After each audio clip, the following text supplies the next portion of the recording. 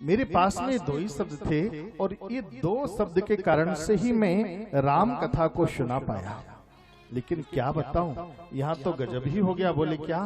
बोले बाबा, अरे देवी, इन्होंने तो मेरी ये कथा का ही चोरी कर लिया। ये इतनी अमूल्य निधि थी, इसकी चोरी कर ली। कौन सी कथा थी बाबा तुम्हारी वो? बोले मेरी वो अमर कथा थी। अमर कथा की चोरी करी है इसने। देवी बोली ये अमर कथा में होता क्या है? बोले अमर कथा में? बोले हाँ। बोले अमर कथा में कुछ और नहीं होता है। अमर कथा में जो अमर कथा को पान कर लेता है वो अमर हो जाता है। अच्छा बाबा, आपने अमर किया? बोले इसी से तो मैं अमर हूं। बाबा फिर आपने ये अमर कथा किसको सुनाई?